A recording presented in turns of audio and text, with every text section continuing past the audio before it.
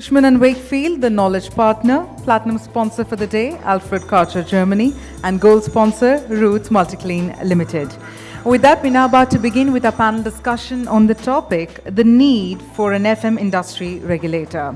I'd like to firstly invite on stage our session moderator, Mr. Sashidhar Chidhanamari, Associate Director with Frost & Sullivan's Energy and Environment Practice. Can we have a warm round of applause? Please help me welcome on stage Mr. Sashidhar. He comes with over 12 years of experience in the industry and closely monitors and analyzes emerging trends, technologies, and market dynamics in South Asia and Middle East markets. Our next panelist is Mr. Rajesh Pandit, Managing Director at Global Workspace Solutions, CBRE Asset Services India. With an overall work experience of 25 years, he is currently responsible for the overall operations of the division for the country, providing development consultancy, property management, and facilities management services. Our next panel member is Mr. Nakul Subramaniam, the Head of Corporate Real Estate Management at Morgan Stanley, India, and he comes with over 30 years of industry experience and has been the Head of Facilities, Infrastructure, and projects across a number of MNCs. Our next speaker for the session, ladies and gentlemen, Mr. Rohit Dalal, Corporate Real Estate, Housing, Infrastructure Projects at Atos India. And as the Head Housing and Logistics India, he has also executed actions in domains of multi-city, multi-site operations as well. And our final speaker for the session is Mr. Shamsher Sandhu, the Head of Infrastructure and Projects at Kotak Mahindra Bank. In fact, he was also our panel member earlier during the day. So I guess we're awaiting the presence of two of our speakers, I believe. All right, Mr. Rohit is here. A very warm welcome as well, sir. I'd like to invite Mr. Shamsher Sandhu as well on the stage. May I please invite Mr. Shamsher on the stage? All right. Now, mostly what happens is a post-lunch session is supposed to be a graveyard session, but this is definitely not a graveyard session. Can we have an enthusiastic round of applause from all of our members of the audience to welcome all our panel members? All right, wonderful indeed. On that note, I'd like to hand over the proceedings to our session moderator. Over to you, sir. Thanks a lot. I think the organizers have given me the tough job of keeping you awake after having a heavy lunch. So I will do my best. And I'm accompanied by very experienced people from the industry. And so I believe that this will be very enriching and enlightening topic. But this is also a tricky topic because after I got the mail from the organizers, from Ms. Mangala about the moderating the panel on the need for FM industry regulator, my personal feeling is that, okay, Indian market, which as per our research and analysis, it's about 7,000 crores in 2014 and 15 fiscal year. And Frost & Sullivan believes that the market is growing at about 24%, 24%. That's still double digit. That's a strong growth. It's registering a strong growth in the Indian market and expected to touch some 20,000 crores by 2019. So in the next 5 years, it will basically grow 3x. So, and when the market is like clustered with so many players, we have few organized players, who have very strong competencies in delivering total or integrated FM solutions. And at the bottom of the pyramid, we have so many single service players at the bottom. So this market is riddled with about, more than 200 to 300 players in India. So I thought, okay, maybe it's high time that India needs some kind of, or the Indian FM industry needs some kind of a regulation. So today we will get to know about the views of the eminent panelists. Thanks everybody. So I would like to start the discussion by hearing the views from basically we have 3 end users from the panel and 1 total FM service provider. So from Vinod, Rohit, Nakul, and Shamsher. Just probably I'll come from there, Mr. Shamsher. In buildings, for lifts, fire, and man guarding as a service, we have regulations and codes. Do you think regulation of the FM industry is a missing link in this present regime of building management and maintenance? I think it's more of voluntary regulations which we follow. And we have our own systems. Informally, people may be sticking to BIFMAs and standards which have been set up by either voluntary organization or NGOs or the US-based organization where we try and always seek support and see if we're going to do that. But yes, a national standard basis some kind of a regulation which defines bare minimum and set parameters which we need to follow as an organizations or as service providers would really help. Okay, how about Nakul, your perspectives and views on this first question? By the way, let me start by saying, I think in our country it's been proved that wherever there's no regulation, the industry does very well and grows very fast. So, fundamentally, I think we need to really look at what is regulation, how is it defined. And having said that, I think this industry is largely still very much a B2B industry, not so much a B2C industry. So probably the role of regulation is very different. And our perspective is, I think, Shamsher also mentioned it, there's no standards in many areas. There are no well-defined laws in many areas. So I think to really first understand the scope itself is very important before we can lay about, a framework for actually implementing it. Mr. Rohit. Yeah, good afternoon, everyone. Taking cue from where both my partners started, when we were in the license Raj, so-called, late 60s, 70s, all of us said, open the economies, we'll grow better. We opened the economies, we are growing better. Now comes the whole circle back again. They say, please regulate us, otherwise we don't behave better. Now, what do you want to regulate actually would be a first question which all of us need to ask ourselves. End to end, you want to regulate an activity, you want to regulate an individual, you want to regulate the output, or you want to finally regulate the impact on the P&L. So, yes, regulation, whether self-regulation, external, internal, statutory regulations, with due regards to the national flag, we all know how statutory regulations we manage and we work around them. So I still think your question is still open because I've also not answered it. I posed 5 more questions into it. I think it's still open because India is at a very elementary stages. The FM market is still growing. Probably it needs to have certain kind of structured mechanisms in place before we have a regulatory authority for this particular industry.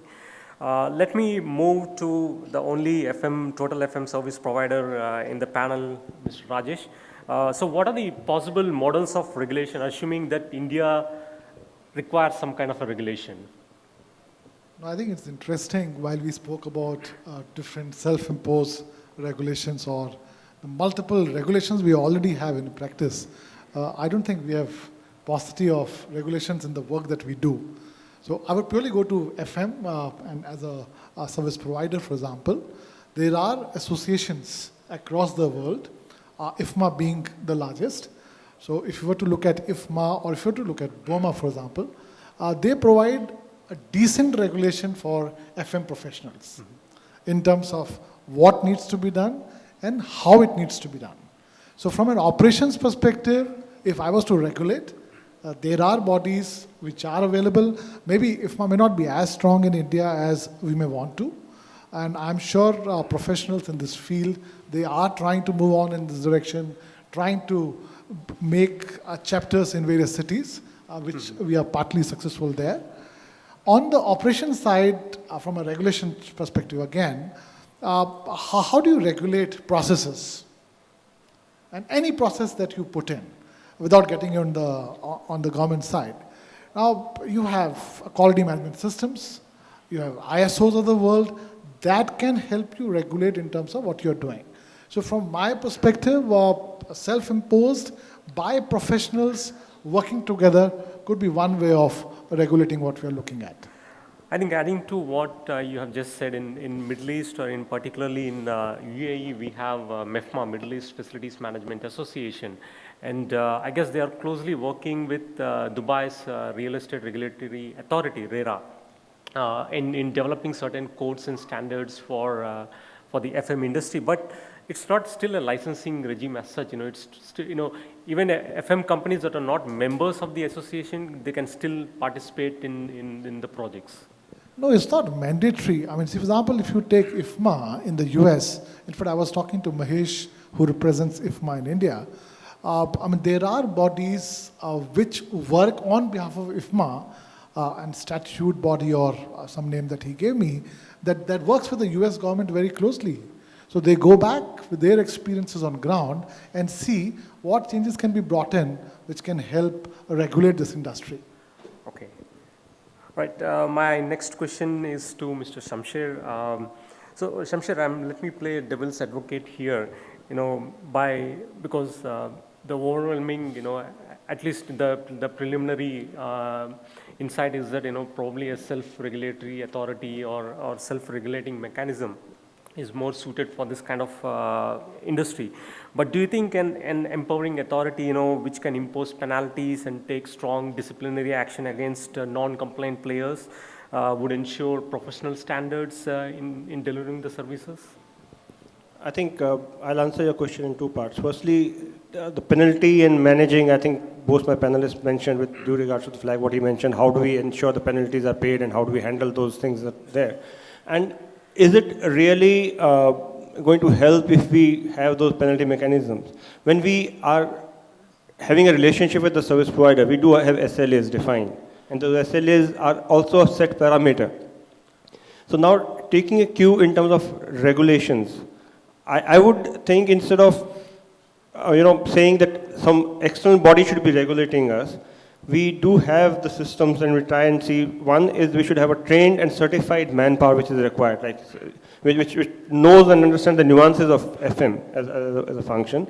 Two is instead of saying we need an additional regulatory body, can we have an own body work closely with the regulators in terms of how the town planning is happening or how a city is being planned out, how our infrastructure is being planned out? I think that would be more important because we are the end users who will fall into the cycle where, get a raw deal in case something is not happened and not been happening in a planned manner. So you may think whatever we regulate within the building, within a plan, but what happens outside the building? How do we look into that? So forming a body which already assesses the self-regulation which is happening, I think we can extend the support to the planners and the government regulators for the larger good of the city or a state, that for that matter. Okay. Rajesh, since you're kind of batting, for self-regulation at this moment, I'll take few examples in other countries like mainland China and Japan and South Korea where a three-tier licensing system is present with different set of requirements for FM's financial status. So the FM companies in those countries are divided into three tiers: tier 1, tier 2, and tier 3. So that is based on the FM company's capital outlay, the number of relevant professionals that the company has employed, and the experience in terms of type and size of the properties managed. So if there are examples in other places around the world, mainly in particularly in China, which is which is also kind of a developing nation as India is, why do you think that self-regulation is still the best, and why not a mandatory licensing system? No, you take me back to what I was discussing with Nakul before the session. See, FM is not just operations. FM is also building your offices, for example. Just to take office as an example, building offices, managing offices from an operations perspective, are we saying we don't have enough regulation? I was told by my compliance team that if I was to pay for a cable TV, if the viewers were more than 50, I needed a license. So are we saying we have less licenses? My guess is we have lots of licenses to do different transactions. So when we are talking about FM professionals, what are we looking at? We are saying, am I able to your point, are there any certified fiscally managers? IFMA is that body, for example, that helps people take those certifications. Unfortunately, we don't have any colleges today which teaches FM in India. For example, NUS in Singapore has a program on FM and project management. So that's wherein you get trained in professional manpower. When I say self-regulated, where I'm coming from is that as professionals, FM professionals, what are we wanting from the regulation? What is that, like when you talk about the entire scope of work that goes in FM, what is our expectation from this regulation? To me, if I'm able to give my clients, for example, or if I was a client myself, do I have enough benchmarked data in terms of how FM is being done? Those kind of regulations would help. Otherwise, I'm sure there are hundreds and hundreds, and I'm sure people in the audience who are users themselves, they know that for every activity they do, there is a kind of license. Now, whether it's a labor license or whether, I mean, to talk of any activity in FM business or even the project side, for example, there's sufficient licenses. In my view, I don't think there is any shortage of licenses that we need more. Okay, quick follow-up question. If we are saying that self-regulation can be a suitable model for India, can we still have a kind of a classification system like a Class A, Class B, and Class C? Let's say tomorrow a large MNC is asking for competitive bids for an IFM service provider. So, so that depending upon the square feet of space to be managed in that project, only Class A or probably Class B contractors can pitch for that particular project. So do you think that will give more like a formal structure to the industry? Shashi, honestly, the answer, what you're saying, the answer is yes. But I'll leave, Nakul maybe to answer because this is typically how it is done. But maybe Nakul, you might be the right person to answer. I thought that's an easy problem, Shashi. Like at least in the audit firms, you have the big five. Here you only have big three, nobody else. So, you don't have a choice. So I don't think that's a problem really. Okay. Yeah. Okay, I will go back to Rajesh again. So do you think the industry should be regulated at both the company level and at the individual level? Individual, I am referring to the facilities manager. See, as I said earlier today, unfortunately, if you were to go to an engineering college and ask a fresh engineer what he would want to become, one, he wouldn't have heard of facility management, and two, he would want to possibly go into software development. So I think the first challenge that I see from, even if it's regulation, for example, you're saying, are you able to attract talent into this industry? Or is it that I didn't get anything else, so probably I became a FM? So you need qualified professionals come into this industry, number one, which will take care of your probably part question about individuals. And I can tell you that more and more, I would say more evolved customers, they are now looking at training FM professionals, wherein again go back to CFM or other FMP programs that go around. Clients are expecting us to do that. On behalf of the organization, yes, organizations would play a larger role in terms of what kind of regulation they are doing in. Now for us, for example, or the top, is the top three? Okay, so I go by top three. Top three for big three. For us, our brand image, for example, is the biggest thing that we have in hand. I would not want to do anything which is non-compliant against the law and jeopardize my brand image. Hence, from an organization's perspective, we would want to follow every regulation. Now, whether that regulation is in black and white or is in gray color, that's the whole issue here. And Nakul, I'm sure you have 100 examples, or maybe Shamshar, you have 100 examples wherein when you're building an office or when you're running operation, running your cafeteria, for example, Nakul, if you want to share some examples, I mean, there are hundreds of licenses that you need. Right. Okay, my next question is to Mr. Rohit.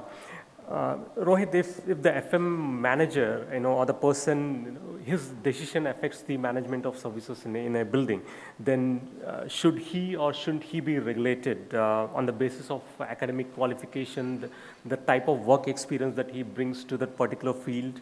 Because in Dubai, what happened is they have a strata law.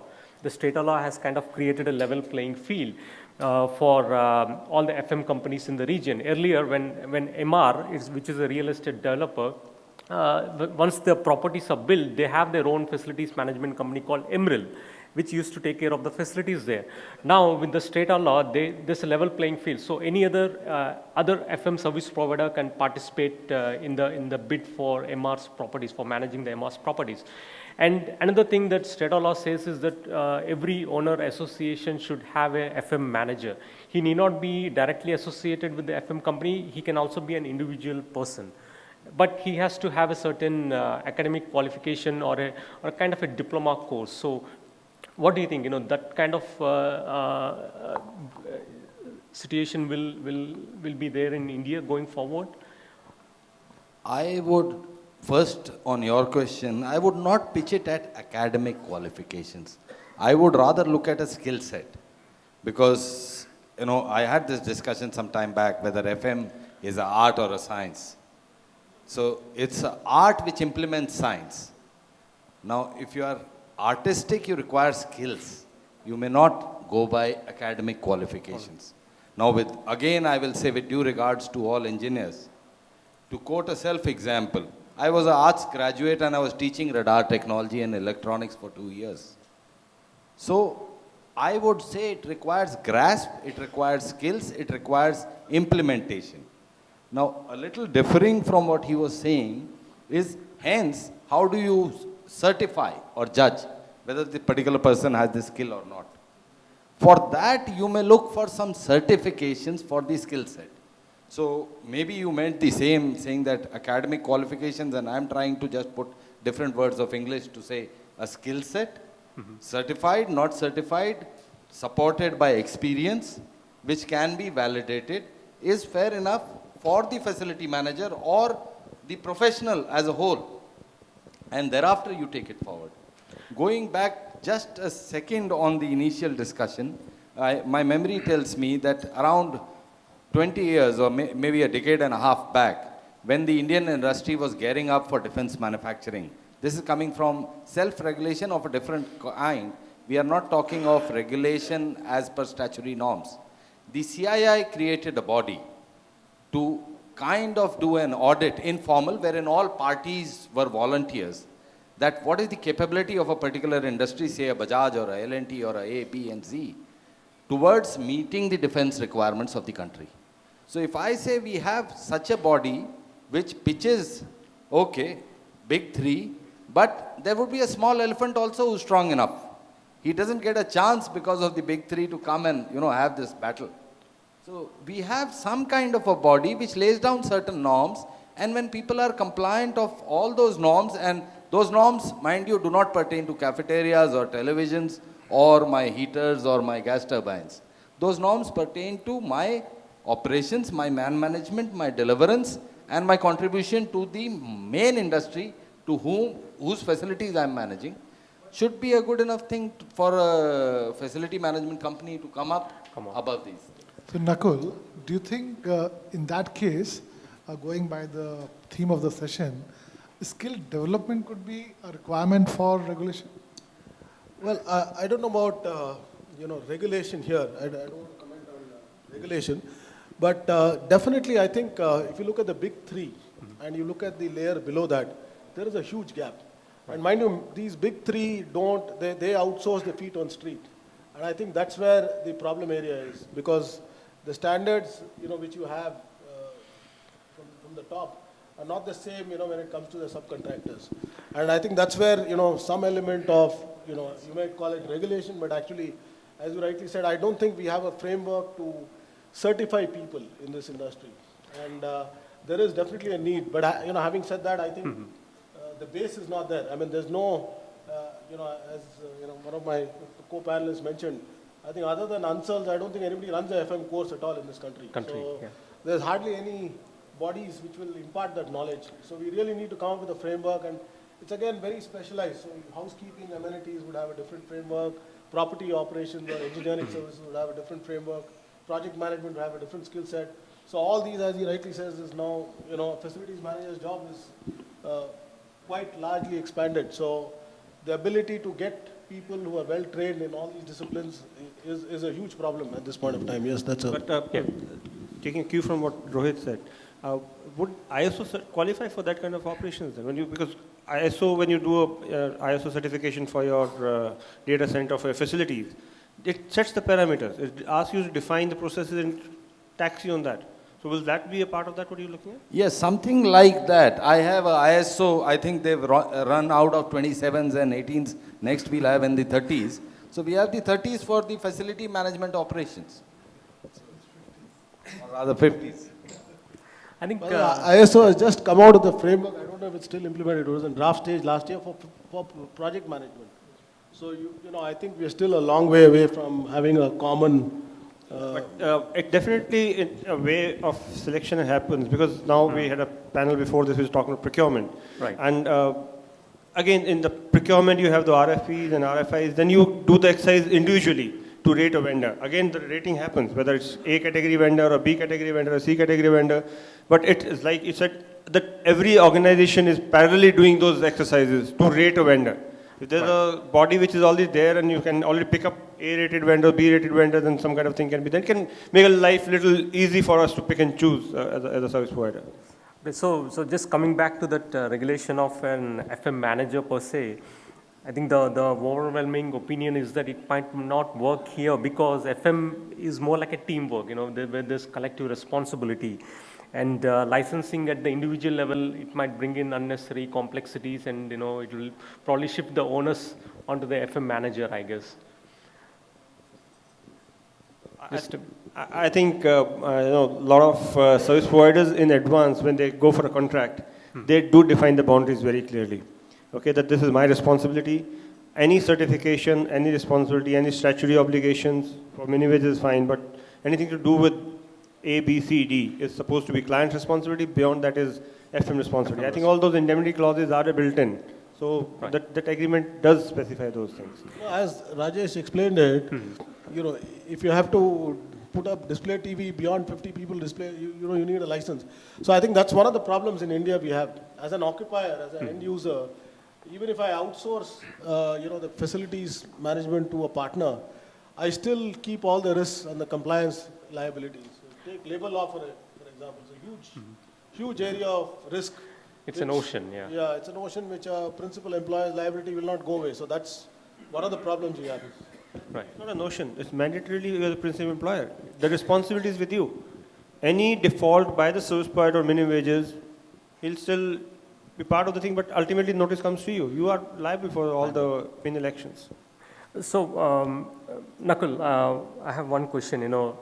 While doing this research on the FM market in India, what we have observed is that there are three different kind of models. Single services where the building owner outsources each and every activity to different vendors, and we have a bundled model, where he bundles 2 or 3 services and gives it to one company and another 2-3 services to another company, and an integrated model like what the Cushmans and CBREs and JLLs are doing. So that's only like integrated market model is only like 30% of the overall market. The market is dominated majorly with the bundled and single service. So, and most of these IFM companies, they outsource to subcontractors or vendors. So what is your take on regulation of standalone services? Let's say even if it's a kind of a self-regulation, how do we ensure that these single service players are being regulated? Yeah, that's a fairly good question. I mean, it comes back to my previous thing where even if the big three were to rely on single service providers, they need to be of a certain standard. So I think clearly there needs to be a common framework. There needs to be a common framework to assess or differentiate between different service providers. And that could be talent, people, could be financial resources or balance sheet strength, could be any other thing, could be some kind of quality certification. I think one of the things we miss in our country is really sustainability and this whole gamut of environmental protection, so which is gaining a lot of ground. So if you look at these parameters and evolve a framework where a service provider could be certified based on this. I mean, I won't go into a ranking system, that can happen later on, but at least if a baseline is set, and then of course, it can be built upon. So, very good model. And I think this will probably, come in with, as you rightly said, single service providers are now, also getting into the consumer market in a big way. So I definitely see there's a scope for regulation as we go forward in this Because that's a, Yeah, Nakul, I have one follow-up question, since we are on this topic, and moreover, I got a note from the MC that, I need to speed up the discussion so that it ends by 3 o'clock, but let's see, let's space it up. And because, there's no unanimity in the Indian market on the, like say, the labor laws and on those sort of things. So, do you think an FM regulator, if it comes into place, will ensure uniformity in laws, and it will help increase the compliance rate of with respect to the minimum wages or provident fund or pension, etc.? look, I have a little, I don't think anybody is not for compliance or not for following the law. It's only that the law, one, is not clearly defined, and second, it has to be easy to operate. Ease of doing business is, what everybody is talking about. So I think the problems are really in that area. One is labor is a state, it's on the concurrent list, so you have state regulations, you have central regulations, and you have this whole way it is regulated is different across states, so it's not uniform, right? So I think there is a huge need to streamline this whole operation. It's something like where everything needs to be put in one place, and then compliance should be very easy. So because I don't think anybody wants to dodge the law or not go as per that, but it's just that it has to be made a lot easier to implement. I think that's my take on this. Okay, I'll move on to Rajesh now. Rajesh, if there's such a regulation in place, what do you think is the kind of opportunities that it will throw up in the Indian FM market? Right now, we are seeing some kind of a difficulty in penetrating into new segments like critical area maintenance or R&D centers for pharmaceutical or laboratories, etc., where FM companies are still facing some difficulties in displaying reliability. Do you think that kind of market will open up? If this kind of a more some standards or codes are there in the market? I think I'll go with Nakul's answer, for example. It's about ease of doing work. So I don't think it's anything to do with the industries. If there was ease, if there was clarity, and going back to my earlier point, I think as much regulation that we have, if we had clarity on regulation, because the challenge today is the understanding is not there. You can interpret any law the way it suits you. So it depends on how you're looking at it. If you're the buyer or if you're the user, how you want to look at it, it depends on that. So my 2 cents would be that if there was ease in understanding those things, that will help doing business in any of the industries. And what are the likely challenges for FM companies like you? If such a regulation is there, plus, do you think FM companies will be spending more money on training, and so that it will also help in retaining the younger workforce? See, honestly, we spoke about it in terms of skill development. See, for a service provider, for example, the biggest challenge is retaining people, and you need the right set of people to do things. Now, if there is no college that teaches you FM, how is it expected the service provider will give you a trained manpower? So that's on the job training. He works at one place, goes to another place. So we, and I'm sure all large firms spend quite a lot on training, because there's no other way by which you can give trained manpower to our clients. So to your point, it suits us more if we had more colleges. We were happy to invest on people, because ultimately that's what we do. Yeah, because most people they see FM jobs as a very low and menial jobs, and they don't see a career path in these companies, in the FM service. That's why there's a higher attrition rate in the industry as well. So probably it will counter such kind of perceptions. No, I think things have changed. I've been doing this business for the last 16 years now. What life was 16 years back is completely different today. Attritions at especially senior to middle management levels have gone down. However, yes, at the lowest level, the challenge why you're not able to retain people is because you're not able to pay them the right salaries.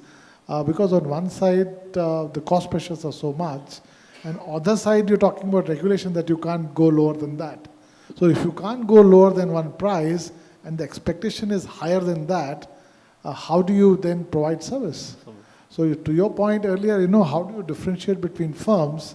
If the cost of service is governed and regulated, how could somebody do it at a lower price? that means somewhere he is non-compliant. Right. Okay, this is the last question to the panelists. So I will shoot this question to the three end users. So probably I will end the discussion with this particular question. So Shamsher, what will be the impact on the building owners or end users? Would it result in an increase in the management fees, causing financial burden to the building owners if there's some kind of a self-regulation? Because the value of the bid value goes up. FM companies will likely to charge more for delivering the service. See, ultimately, if the service provider is spending money on the training, it needs to be shared.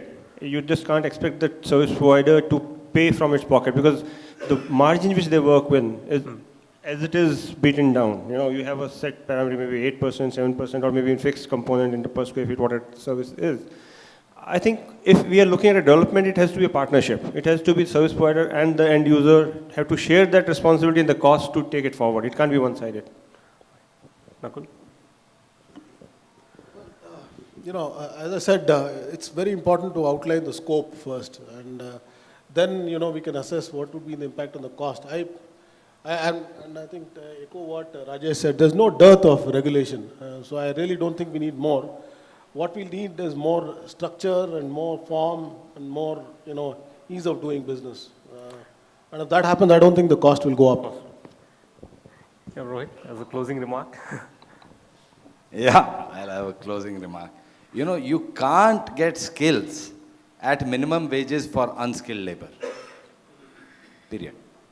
So if I visualize this boy needs to have skills, then I better be prepared to pay for it. And I should not look at it that I'm paying, the top three, or if I'm paying my service partner. I'm paying for the skill and I'm getting benefited out of the skill. Right. Thanks, guys. And so let me conclude. As I understand from this discussion, that some sort of regulation has to be in place. Be it a mandatory licensing system or a self-regulation kind of a thing. So probably that will enable the end users to see FM as a very strategic one rather than a mere cost-saving function or a support function where budget can be cut to make savings. And I believe that from end users' perspective, FM will achieve its rightful place in an organization's hierarchy, and probably FM service providers will have to step up their game to deliver the service more effectively and efficiently, because the end users can only probably see the cost of the function, but they cannot measure the how the service has been delivered as an output. So probably this is going to have a very good impact, like a self-regulation on the and probably bring a more formal structure to the Indian FM industry. And with this statement, let me open the floor to any questions or comments that you can address to the panel members. Yeah, comments will be more welcome, I guess, because this is a very, very niche topic and a very tricky one as well. Yeah. Yes, Mr. Narayan. I have a comment to make. Typically, you bring in regulation to protect the consumer from the service or product providers when the consumer gets exploited, when they are in the weak end of a negotiating table. In the FM business today, it is the service providers who are at the weak end of a negotiating table. The client is a stronger end. So what do you want a regulation for? To protect the clients? Anyway, they are protected today. The only protection that you need for the client is the compliance of the labor-related issues, for which there is enough and more labor laws. All you need to do is implement it. You don't need one more regulation to do that. I can only say thank you very much. It will just add one more layer of bureaucracy, I guess. Yeah, I have a comment and a question. I'm Priyansi from German Engineering Federation. I've been heading this program for skilling cleaning workers at entry level for past 3 years. And we have 2 training centers in Delhi and Hyderabad. And we run a 45 days training program for cleaning workers. And these are usually 5th to 8th standard dropouts. So 2 things, and I'm very glad and thankful to the panel for recognizing the need for certification and skilled staff. I have 2 questions from everyone here. Who defines standards for the industry? And who influences regulations? It is the industry who does it. And in past 3 years of our experience, there has been no unified voice of FM sector that we have come across in terms of whether you want to influence the certification aspect or influence the minimum wages or anything like that. And unless you have that unified voice, one of the biggest steps that government has made it easy is through sector skill councils, which is not existing for facility management sector. So this sector skill council is supposed to define standards for the industry, and here we are not even aware of it. So I just have a question to the panelists, that do you think that FM industry can come together to create such a sector skill council which our organization is striving for? No, I think as a service provider, let me quickly try to answer some part of your points that you made. See, I'll be honest to you, while we started, we spoke about this word facilities management. How old are we? We just, 10 years? 10, 12 years? As an organized FM industry. So what has happened is, over these periods, and when I said self-regulation, what I meant was people who are in this business. And in this business, it is user and service providers. So they have to work together to decide what standards should come in. To your point that you have a council, I'll be honest to you, I don't know. So that's... There is no council. It has to be created. So that, which is what I said, when you self-regulate between industry and users and service providers both, and which is, we've done a small beginning. Some of us in the panel, whether it is Shamsher and some people in the room, we are associated with IFMA and trying to do baby steps. But yes, it's not going the way we thought 2 years back. So we are slow on it. But I'm sure, like any other industry, there are teething issues, and we will reach there. I think, as you rightly said, the precursor should be an FM association, and then probably we'll move on to a regulatory authority or a self-regulation kind of a business model. Yeah, right. I think we'll one last question. This is the last question for the panel. So what I want to say is the facilities management, this vertical has been created. The main purpose is to enhance. Somebody mentioned earlier also, it has moved from being the cost center to the profit center. For a layman, an example can be given. In case a facility management company, an organization can enhance the shelf life of a property from 10 years to 13 years, the 3 years saved is the money earned for the organization. And in that case, the quality has to be there. So a regulatory body, whether it is a self-imposed regulatory body, or the question only comes to mind is whether a self-imposed regulatory body, the norms it sets out, how many people are going to respect it when it comes to winning the business. So when it comes to winning the business, people tend to undercut initially, then get the business, and that goes for in the favor of the client also, that it's coming at a minimum cost, but thereafter there is a struggle to meet those requirements and the quality which is there. So there has to be norms. You have the National Building Code, in which I'm glad that I've heard that there is another chapter which is going to be added for the facilities management perspective. Those will be the guidelines, minimum guidelines that require to be adhered to. And in case those are not adhered to, it is going to come at the cost of the property that we are the responsibility to manage. And so with that, there has to be some sort of a regulatory body which everybody abides to when it comes at the minimum costs which are required to be in terms of not only people, in terms of the material which is supplied or material which is applied to the property. So that has to be at a minimum benchmarking level. For that, we require to abide to the benchmarks which are there. And whether it is a user or whether it is a supplier, both need to come to an understanding that they require to introspect and abide by it when it comes to execution. So with that only, whether we have a regulatory body or whether we have a self-regulatory body, whether it's a statutory one or the internal self-regulatory, we require to abide only in the interest of the property owners of giving it back to the property, because we are there doing our business in the interest of the property. Right, noted. Yeah, I think when the industry is moving towards SLAs, how do you measure SLAs?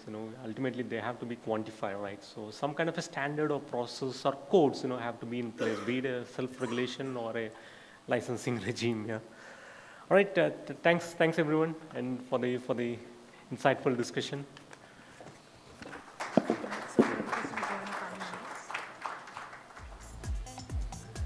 All right, ladies and gentlemen, on that note, I'd like to thank all of our panel members for a wonderful discussion there. But now I'd like to invite Dr. S. Chandrasekhar, Executive Director, Marketing of Roots Multiclean Limited, to please come on stage and present the mementos to all our panel members. Firstly, to our session moderator, Mr. Sashidhar.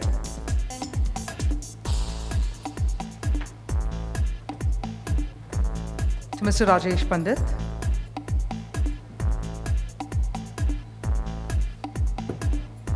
To Mr. Nakul Subramaniam.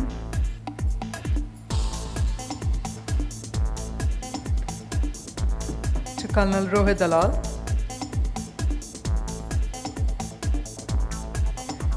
And to Mr. Shamsher Sindhu.